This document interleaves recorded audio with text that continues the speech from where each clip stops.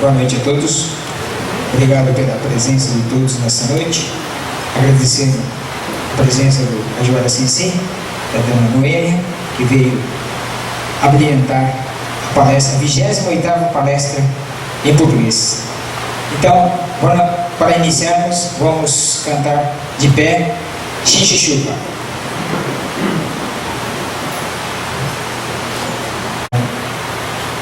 A palestra sobre o budismo em português, pela 28ª vez. A todos que vieram também, nosso muito obrigado. E as palavras com a Major Assinsim.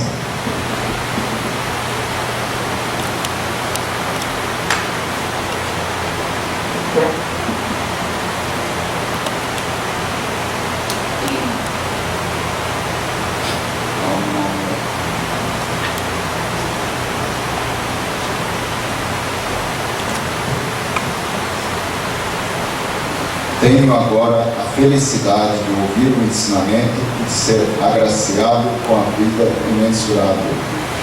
Abraçado pela grande compaixão do Buda, eu vivo meu dia a dia em paz.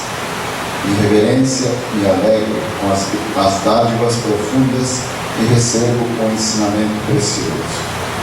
Namo Buddhaya.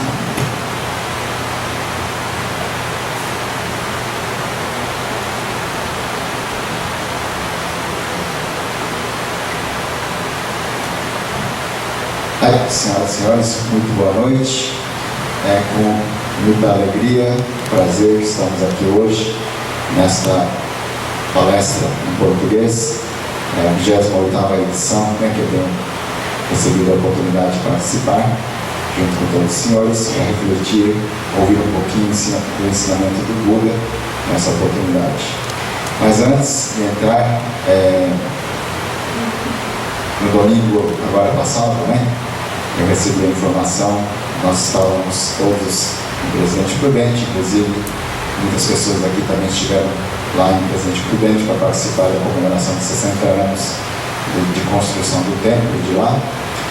Nós recebemos a informação de que, infelizmente, a senhora Sachiko Fujimura, que foi presidente por longos anos aqui no templo, de senhoras budistas, ela veio a falecer.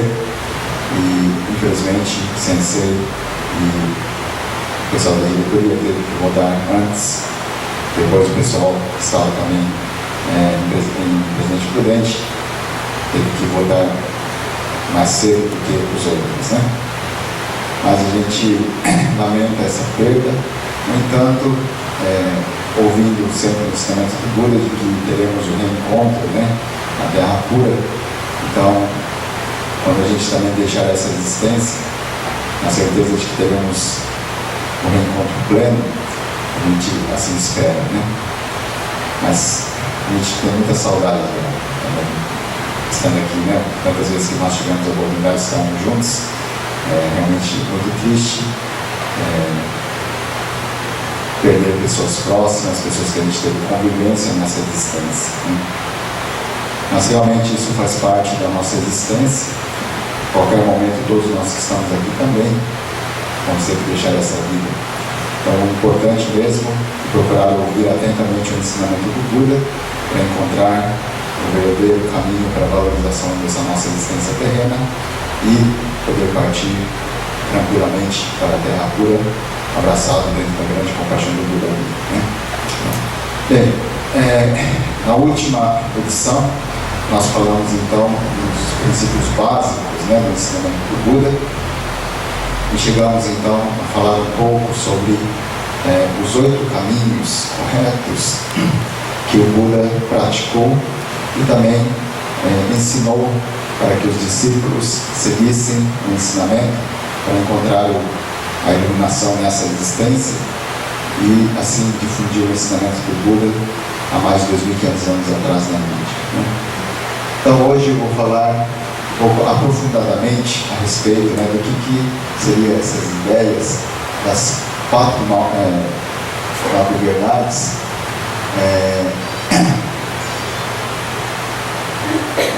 que a existência humana é sofrimento. né, que existe o sofrimento nesse mundo humano. Então, o Buda constatou esse fato de que a nossa vida terrena é cheia de sofrimentos, né? Então, essa é a primeira verdade que ele despertou.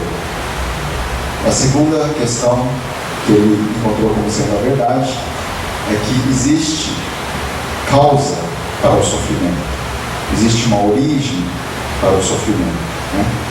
E no caso dos seres humanos, a causa do nosso sofrimento terreno é que nós somos seres ignorantes que apegamos, né, as coisas do seu egocentrismo e tem muito desejo, né, de querer as coisas materiais, né, querer somente o bem próprio, esse tipo de coisa que faz com que a gente sofra nesse mundo, então, através da nossa ignorância. A terceira verdade é que existe a cessação, né, a extinção do sofrimento. E que o Buda então chamou isso de um estado de nirvana. Agora, a quarta nobre verdade é que para se atingir esse estado de nirvana, essa cessação da dor, a extinção da dor, é importante que a gente siga o caminho correto, né, os caminhos corretos. E hoje então eu vou falar um pouquinho mais aprofundadamente sobre o que são esses 8 caminhos corretos que o Buda vivenciou, que o Buda pregou nessa existência. Bem, antes de falar então o que é Nirvana, né? Essa palavra meio complicada, né? Nirvana é traduzido assim como o apagar das paixões maléficas, né? Paixões são os desejos, né, que a gente tem. Então, o momento em que todo esse nosso desejo cessa, acaba, seria então esse estado de nirvana. Então, extingue também o nosso ego ignorante, né? O apego que a gente tem sobre esse eu, isso vai cessar, vai acabar, né?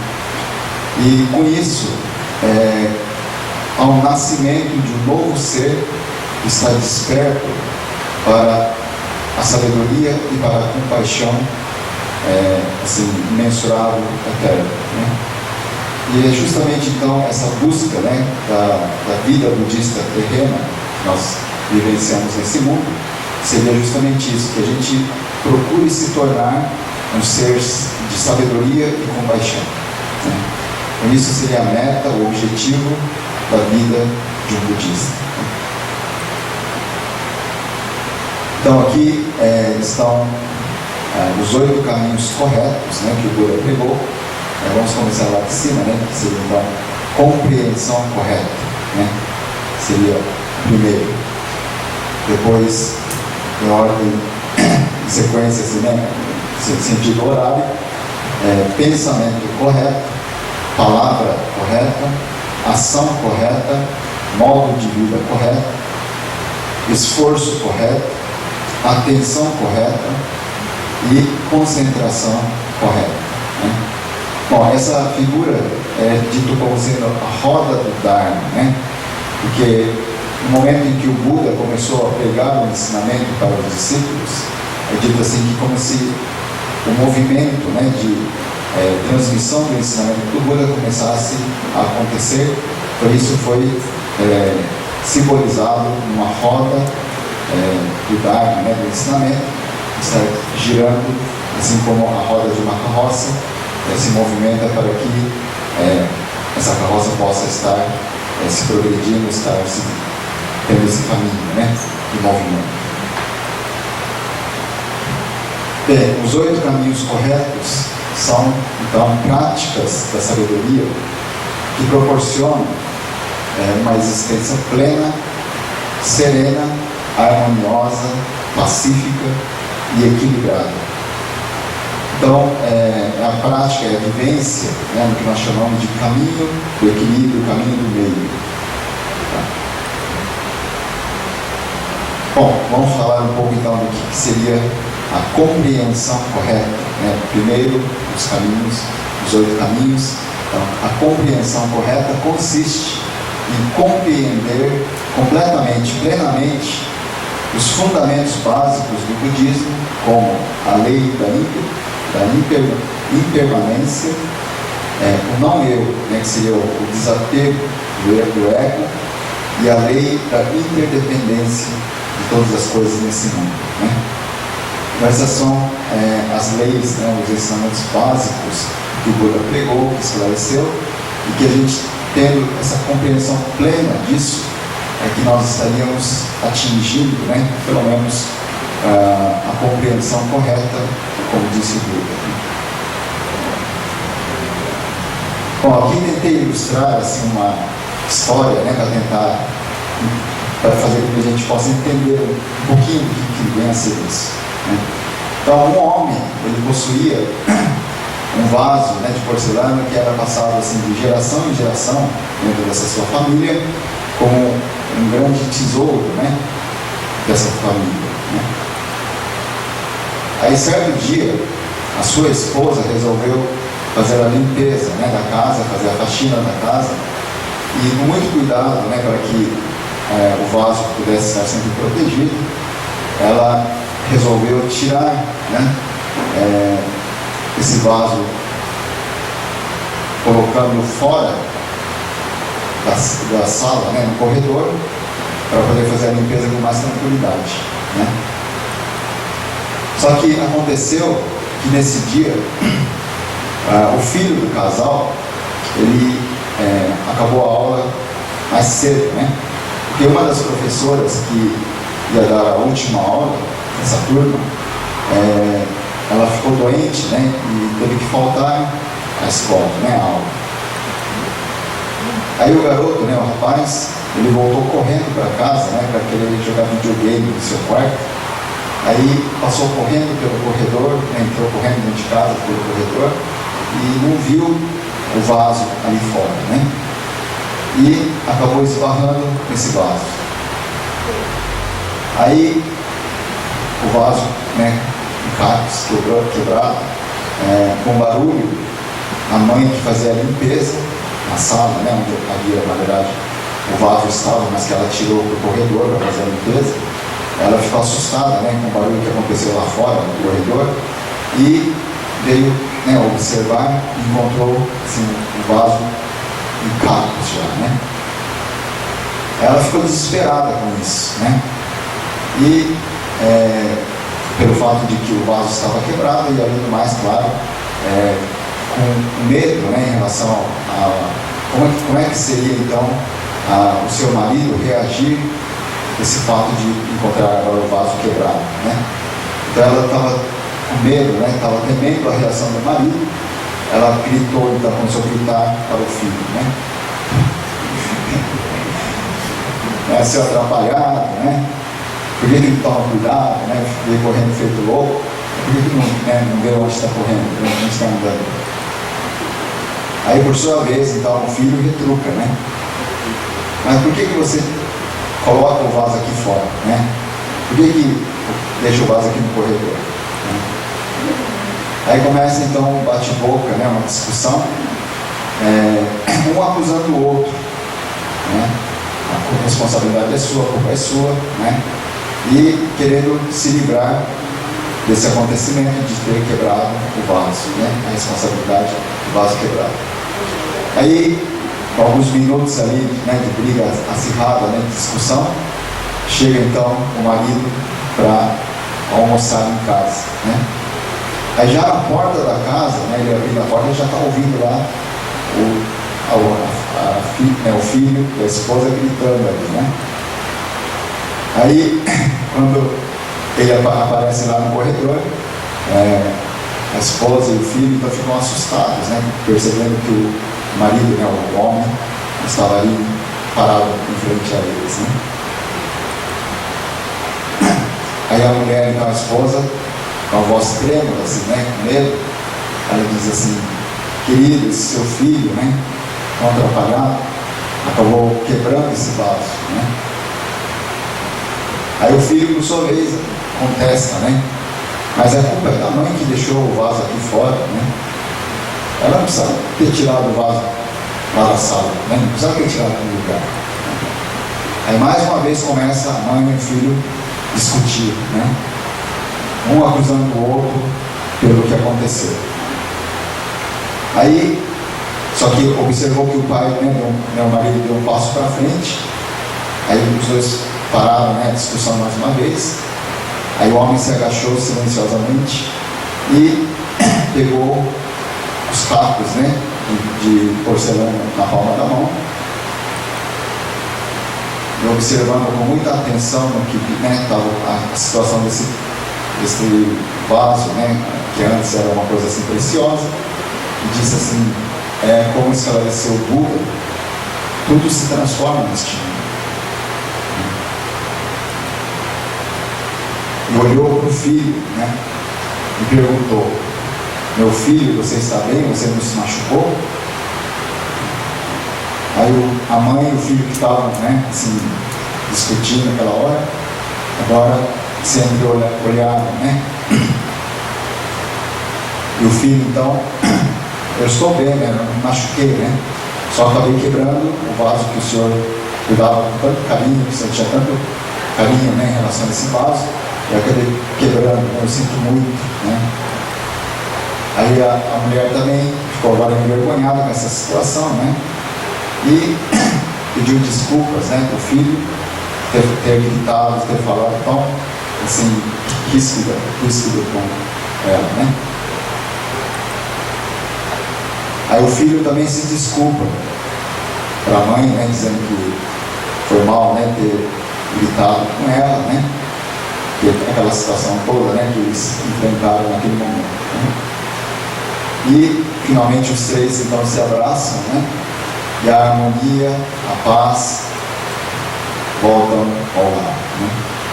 Então, quer dizer, no momento em que a gente entende, né, como as coisas nesse mundo realmente estão em constante transformação, é claro que nós esperamos que a coisa bonita sempre continue da forma que é, como está, né? Mas nem sempre isso é possível, né? Então, quer dizer, isso no momento que a gente entende, né, tem essa compreensão de que as coisas nesse mundo estão em constante transformação, é que a gente vai saber também, claro, valorizar de verdade as coisas, né? Bem, assim, a compreensão correta deve ser a base de todas as nossas ações, né? Por isso foi colocado como sendo o primeiro, né, dos caminhos corretos na prática do ensinamento do Buda. Bem, o segundo caminho, então, seria o pensamento correto. Então, pensamento é uma coisa assim da ação interna da gente, né? É uma coisa que está simplesmente exteriorizada, mas uma coisa que primeiro acontece dentro da nossa mente, né? Então, no entanto, está intimamente ligado à compreensão, né? Então, vem a ser o segundo caminho correto pregado pelo Buda, né? E no budismo, a gente não faz a distinção, não faz a separação entre mente e coração, né? O pensamento e o sentimento interno do coração, né? Então, pensamento correto, na verdade, significa todas as ações da mente e coração corretos.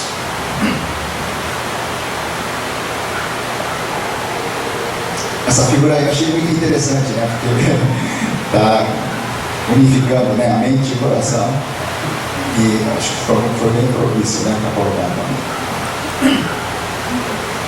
Só que muitas vezes, né, nós temos o costume, né, de ficar falando assim: nossa, né, acabei fazendo ou falando, né, alguma coisa assim que jamais pensei que estaria fazendo, que seria capaz de fazer ou capaz de falar, né?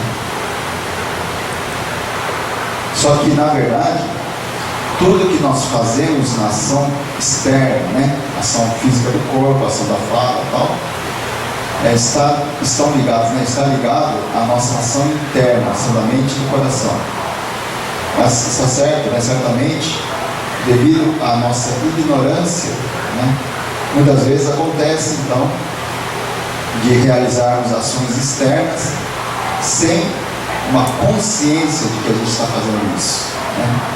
A gente não tem uma consciência interna, assim, certa, né? Ter toda essa atenção dentro das coisas que a gente está fazendo, externamente, muitas vezes acontece isso. E, além disso, essas nossas ações externas podem estar em desarmonia, né?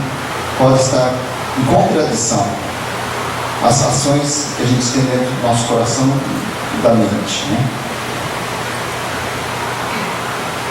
E no senso comum, quer dizer, na mentalidade, né, do ser humano, comumente, a gente não dá muita importância a essa questão da ação da mente e do coração, né?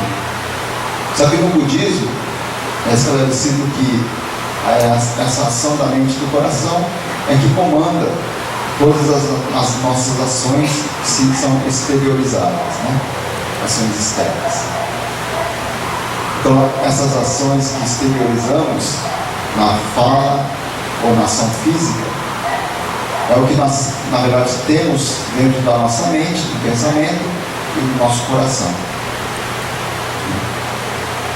Então, se a gente pegar uma arma, né, nós podemos ferir ou até mesmo matar, né, fisicamente uma pessoa, né?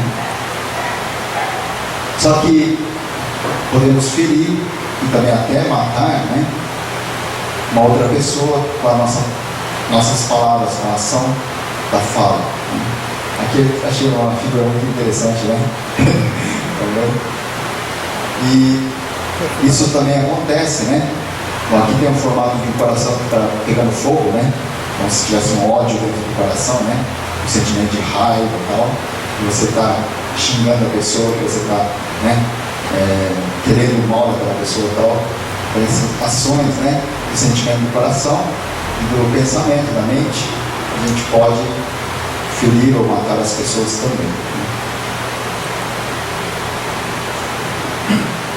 E por isso, né, isso vem a ser o motivo, né, de dar grande importância para o pensamento correto dentro do budismo, né? Porque é justamente esse pensamento correto que comanda todas as nossas ações da fala e da ação física, que são as ações exteriorizadas, né? Bem, o terceiro caminho correto é a palavra correta, né? A fala correta, a palavra correta, né? Essencialmente, falando em palavras corretas, nós consideramos, né, falar a verdade, isto é, não mentir. Essa é a coisa básica, né? Basicamente seria não mentir, essa questão da palavra correta. No entanto, nessa prática, né, de procurar falar, né, palavras corretas, inclui não falar mal de outras pessoas, né? Não falar palavrões, né? E também não ficar se auto-elogiando, né? Você se considerando melhor que os outros, né? Falando que você é bom e tal, esse tipo de coisa, né? E muitas vezes a gente faz alguma coisa, né, que complica, tal, coisa assim, e para tentar se justificar, né, ou para livrar-se de uma situação desagradável, a gente tende, né, a dizer, eu não menti não, né, só não menti a verdade. Né? Quem já falou isso? Eu já falei já. Ou eu não disse, né, essa verdade para te proteger, né? Ou para tentar te ajudar, né? Ou assim, para não te magoar, né? Esse tipo de fala a gente faz, né? E no nosso senso comum, eu acho que esse tipo de situação que a gente fala que está tentando fazer isso para ajudar as pessoas, né? Não falar a verdade para que a pessoa não se sinta magoada, tal, esse tipo de coisa, a gente até considera como sendo uma boa ação, né? Uma coisa positiva, né? Só que, para o ensinamento do budismo, se a gente está indo contra a verdade, ou está faltando com a verdade, na verdade já é uma prática do mal.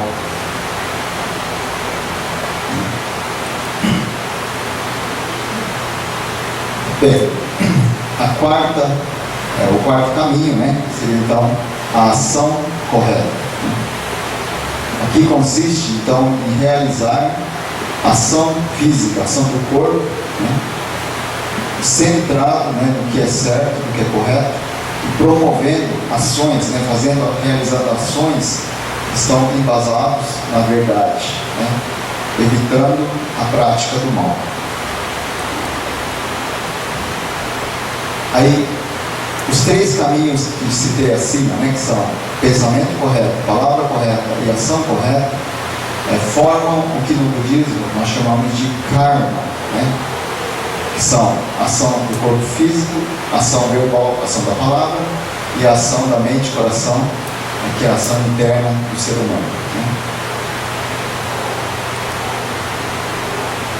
Então essas três formas de ações que, né, são chamadas de karma, na verdade deveriam estar sempre em harmonia, deveria ser uma coisa só, né?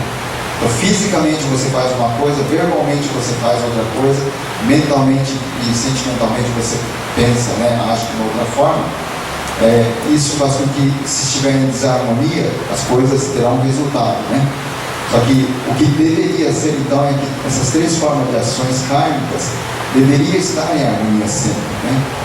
Então, por exemplo, quando a gente recebe um presente, né, a gente deveria estar agradecendo fisicamente, verbalmente, mental e sentimentalmente, né? Então, na ação física, esse fato de você se curvar diante da pessoa, né, isso porque nós que somos da tradição japonesa, né, somos descendentes japoneses, temos essa cultura, né, abaixar a cabeça diante da pessoa para agradecer ao presente e a pessoa, né, por esse presente que está se recebendo. Lá na Índia, né, já falei em uma ocasião anterior, acredito, que eu não vou mostrar aqui, mas existe uma forma de reverência que é a junção das mãos diante da pessoa, né? As pessoas se encontram, juntam-se as mãos e falam Namastê, né? Então, essa é uma forma de respeito, humildade e gratidão em relação à pessoa que está se encontrando, né? Então, a ação física deveria ser de agradecimento, né? Ação verbal, né? Muito obrigado, né? Arigatou, né? Essas expressões verbais de agradecimento também deveria estar contido nessa ação, né? Assim como na mente e no coração, deveria ter esse sentimento de gratidão, de estar agradecendo, né? Só que quando acontece então de a gente não estar em harmonia nessas três formas de ações, isso vai trazer uma consequência que muitas vezes não é positiva, né? Porque na verdade está tudo em desarmonia, né? Bom, o quinto caminho, agora então, modo de vida correto, né? Seria, né, viver intensamente a sua existência, né, aqui terrena, baseando-se nos princípios da verdade, da pureza e equilíbrio. Em outras palavras, esse modo de vida correto, dentro do ensinamento do Buda, nós podemos entender como significando, né, que é para nós evitarmos 10 tipos de males que a gente pode cometer nesse mundo, né? Procurar evitar esses 10 males, quer dizer, primeiro, matar, né? Você tirar a vida de outro ser é um mal que se comete, né? Então, procurar evitar isso, né? Segundo, roubar, né? Coisa que não é seu, você fica pegando, né, dos outros. Esse tipo de ação realmente é um mal que a gente comete, né? Cometer adultério, né? Isso é outro mal na vida, né, conjugal. É o caminho errôneo que a gente faz nesse mundo se cometer isso, né? O quarto, está nessa questão de não falar a verdade, né? Mentir, né? O quinto, provocar discórdia entre as pessoas, né? Isso também é um mal que deve ser evitado, né, entre os 10 males. O sexto, os males, seria falar mal dos outros, né? prejudicar os outros falando mal, né, dessa outra pessoa. O sétimo, né, seria ficar bajulando as pessoas, né. Então, isso também diz que é um mal, segundo o pensamento do grupo, né. O oitavo é você ter o apego às coisas, né, você cobiçar as coisas, você ficar desejando as coisas assim, desenfreadamente, né. Isso também é um mal. O nono é ficar nervoso, ficar com raiva, né, ira, né, irar, seria outro mal, né. E por final, queixar, ficar queixando, né, reclamando, esse tipo de prática seriam os 10 males do ser humano, né. Bem, o sexto caminho correto que o Buda pregou, né, o esforço correto consiste, né, em a gente se esforçar, dedicar com afinco, né, em todas as coisas, baseando-se no que é correto, seguindo o que é verdade. E na língua japonesa, né, esse esforço correto é dito assim como shoji. A palavra shoji significa esforço correto, né? E antigamente, só que ainda, claro, hoje, né, em alguma das tradições budistas, né, em algumas das escolas budistas, eles mantêm essa regra, só que os monges, né, principalmente antigamente, eles não podiam comer carne, qualquer tipo de carne, né, eles não podiam comer, eles eram todos vegetarianos, né? E essas refeições dos monges, né, que eram preparadas sem uso de carne, era chamado, e ainda, claro, hoje é chamado de Shojin Ryo.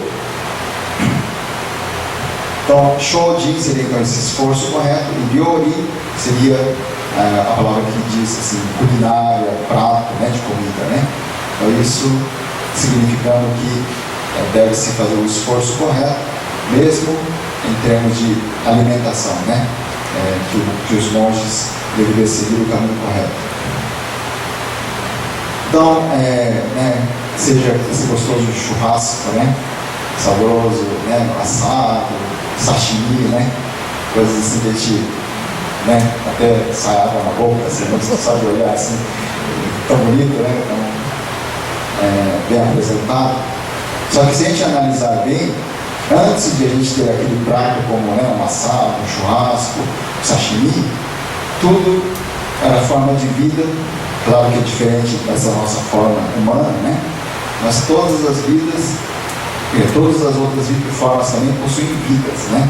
Então antes eram todos seres vivos, assim como nós estamos aqui vivendo esse momento, né? Então os monges, eles não comiam a carne, né? Para manter essa regra, né, de evitar tirar a vida de outros seres, né? Só que se a gente analisar profundamente, né, mesmo as verduras, os legumes, cereais, frutas, né, essas outras formas de vidas, né, na verdade são vidas, né? Não é só o boi, a vaca, né, o porco, na verdade a árvore, todas as outras formas são vidas diferentes, né, forma diferente, tudo possui vida na verdade, né? Então, se a gente for respeitar essa regra, né, do Shoji ao pé da letra, assim, certinho, né, de não matar outras vidas, a gente não tinha nem como a gente sobreviver, na verdade, né? Porque não poderia se comer qualquer tipo de vida, né? E não podia comer absolutamente nada. E nem poderíamos, assim, beber água, ou até mesmo respirar, né? Porque dentro da água que a gente está bebendo assim, ou no ar que a gente está respirando aqui, na verdade existem assim, micro-organismos, né, tão minúsculos que a gente nem consegue enxergar, são invisíveis aos nossos olhos, mas estão, na verdade, vivendo aqui em todo esse planeta, né, que a gente está aqui vivendo junto, né? E nesse momento que a gente ingere essa água, que a gente respira, na verdade esses seres, a gente está matando todos eles também. No momento que entra dentro do nosso corpo, né? Só que quando esses pequenos, né, micro-organismos começam a trazer problemas dentro do nosso corpo, quando a gente está fragilizado, né? Aí eles estão mais fortes do que a gente, né? Aí que a gente fica doente, tal, esse tipo de coisa, né? Aqui, enquanto a gente está bem, dentro do nosso corpo existem outros tipos de organismos, né, que entram em choque ali, que fazem uma batalha dentro da gente e acabam tirando, né, evitando que a gente fique doente, né? Então, não seria possível a gente, né, realizar essa prática assim, ao pé da letra, certinho, né? Infelizmente isso seria impossível. Então, por isso que o Shoji Yogi foi determinado, né, como sendo dessa forma, de a gente procurar, pelo menos, evitar tirar a vida desses seres vivos que, assim como nós estamos movimentando, né, assim como nós temos dentro do nosso corpo correndo sangue, a vaca, o boi, né, a galinha, o frango, né, todos esses animais também possuem a mesma característica, a mesma forma de vida, né, de que está em movimento, que tem o sangue, né, correndo dentro do seu corpo, né. Então, pelo menos, a esses seres, né, animados, a gente procura evitar de tirar essas vidas, né. Por isso que tornou-se então essa palavra Shoji Yogi, para incentivar essa prática de, pelo menos, evitar tirar essas formas de vida, né. E no caso das pessoas leigas, né, que não são monges, na verdade, procura se manter, né, essa prática de Shoji Yogi nas datas de falecimento de entes queridos, né, da sua família, ou no período de luto, né. O que seria o período de luto? Na verdade, no budismo a gente fala os 49 dias, basicamente, né. Desde a data do falecimento até 49 dias é o ciclo, né, de 7 semanas, que a gente procura seguir, né, 7 dias, a cada 7 dias, realizando, né, ofícios memoriais também, para a gente, né, relembrar saudosamente a memória dessas pessoas e também de a gente ouvir o ensinamento e procurando então fazer essa prática de, enquanto alimentação, fazer o Shoji Yogi, né. Então, no momento que a gente perde essas pessoas queridas, né, lembrando o valor dessas pessoas, a gente pensa também nessas vidas, né, que a gente recebe como alimento e evita de tirar essas vidas, né. É por isso que procura-se, pelo menos, tentar seguir essa tradição, né, de fazer o Shoji Yogi durante o período de luto, ou mesmo passado vários anos, no dia do falecimento, na data do falecimento da pessoa, a gente procura evitar de comer carne,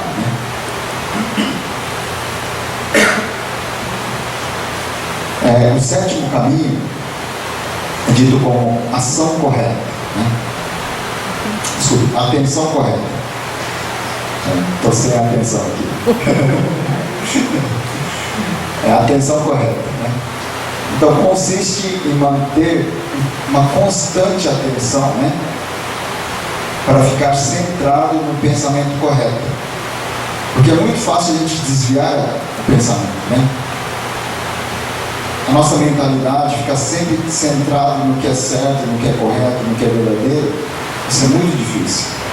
Qualquer coisa a gente desvia-se, né? Então, essa atenção correta seria isso, né? Você procurar manter isso, né? Aí eu coloquei assim um exemplo bem prático do nosso dia a dia, né? Hoje em dia, principalmente, acontece infelizmente muito disso, né? Então, por exemplo, quando a gente está dirigindo o carro, né, a gente tem que ter habilidade, né, para dirigir o carro. E, por exemplo, se você está numa curva, assim, se você não tiver, né, esse reflexo, essa habilidade, você acaba cometendo loucuras, né? E também tem que ter atenção no que você está fazendo, né? Tem que tomar muita atenção na hora que está dirigindo o carro. Só que, infelizmente, hoje em dia, né, há muitos motoristas, né? Bom, eu já fiz isso, infelizmente. Né? Mas fazem tantas coisas simultaneamente, né, enquanto está dirigindo o carro. Só dirigir o carro já é uma ação que requer atenção. Só que, tirando isso, né, fazem tantas coisas ao mesmo tempo enquanto está dirigindo o carro, enquanto está no volante, né?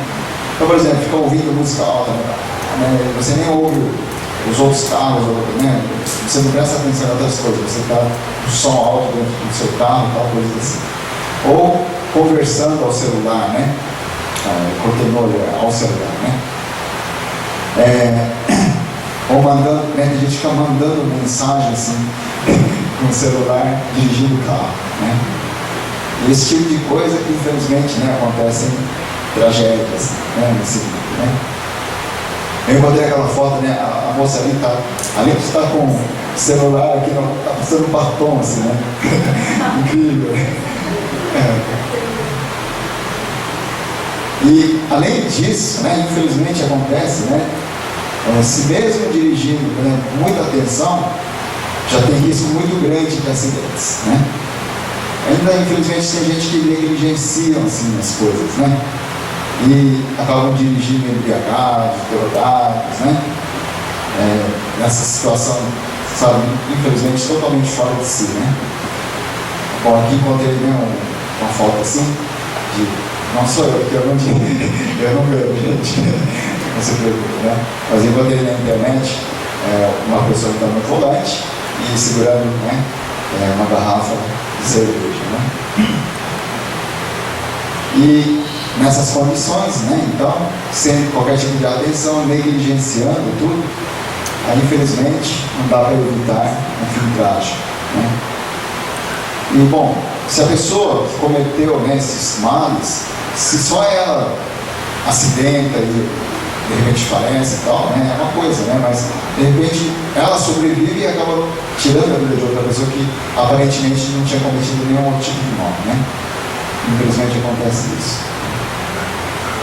Então hoje em dia, né, com tantos afazeres, tantas preocupações, né, que a gente tem, tantos produtos tecnológicos que estão ali ao nosso alcance, né, que a gente acaba perdendo, né, a atenção, de centrar a atenção nas coisas que a gente está fazendo, né? Então a gente não consegue, né, ficar atento às coisas, a cada coisa que a gente está fazendo. É tanta coisa ao mesmo tempo, né, que a gente acaba se perdendo, né, a atenção de tudo que a gente está fazendo, né?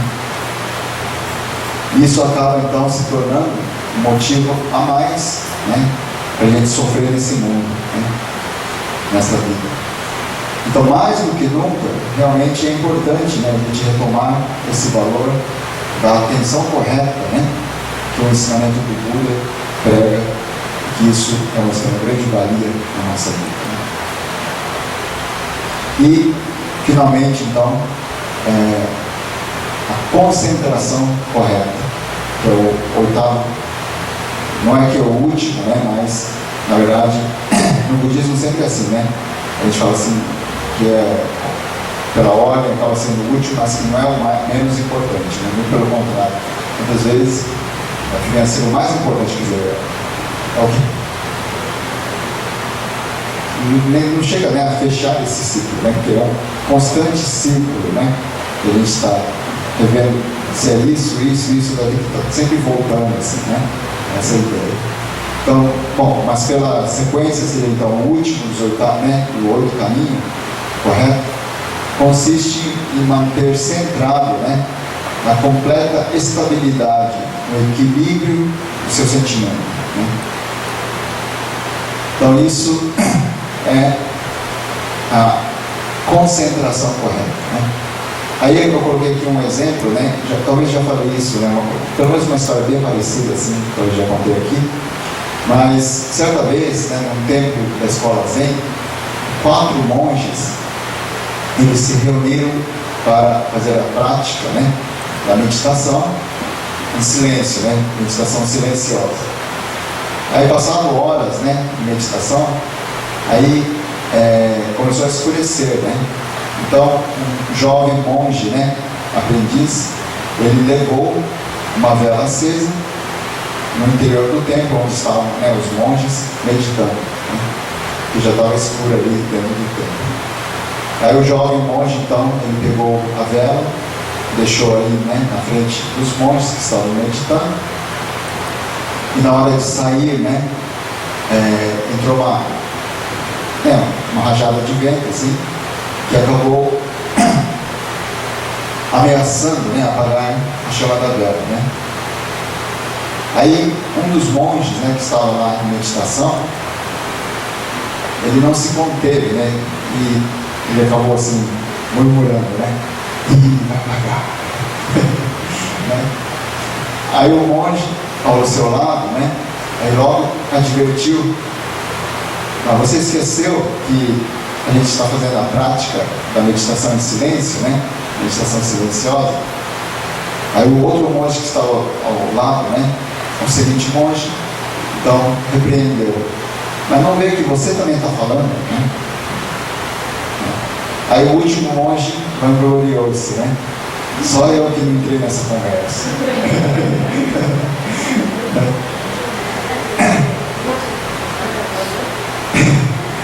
Então, como a gente pode ver, né, manter essa concentração, ainda mais que essa prática, principalmente da escola Zen, né, a meditação, assim, concentração é uma coisa, a prática fundamental deles, né. Essa história, claro, não quer, muito pelo contrário, não está menosprezando nada. Acho que é justamente está demonstrando como realmente é difícil fazer a prática, né, da meditação. Mas a gente pode entender que realmente, né, manter-se centrado, concentrado, realmente é uma prática muito difícil, né, em tudo que a gente faz. Então, realmente essas práticas, né, principalmente da concentração, é algo muito difícil, né, mas por isso mesmo é que é importante, né, a gente ouvir os ensinamentos do Buda e procurar, né, compreender e tentar praticar, tentar seguir esses ensinamentos, né. É claro que felizmente na nossa escola de Odo Shinshu, a gente não precisa fazer qualquer tipo de prática assim difícil, né, prática árdua, que é para assim, você acumular méritos para poder nascer no mundo do Buda, para atingir o mundo de Buda nessa existência, na outra existência e tal, porque o mestre Shinra, né, o fundador da nossa escola, ele nos deixou muito bem claro que por mais que a gente procure tentar, a gente é incapaz, né, de conseguir completar qualquer tipo de prática com o seu mérito, com a sua força. Mas por isso mesmo que existe a compaixão do Buda Amida, que faz todo o serviço para nós, né? Só que aí a gente não pode confundir, né? O Buda já fez para mim, né? Já está me salvando, então não vou fazer mais nada. Não é isso, né? A nossa ação é justamente a ação de gratidão que o próprio Buda nos proporciona, que é fazer a reverência, né? Que você está lá no nome delas.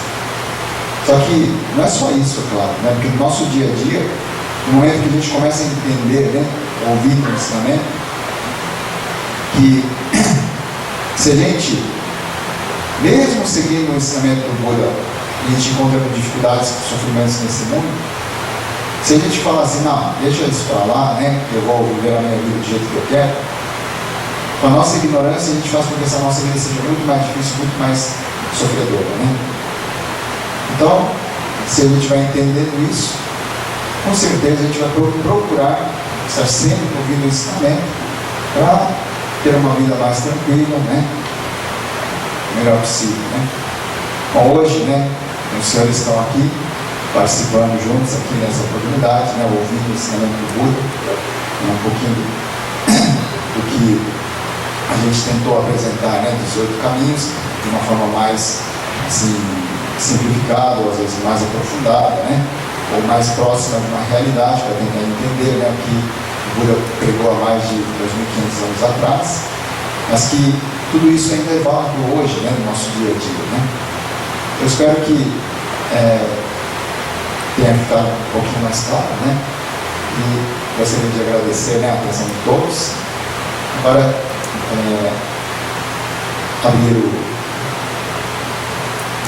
o horário para quem quiser perguntar alguma coisa, estar à disposição para tentar responder.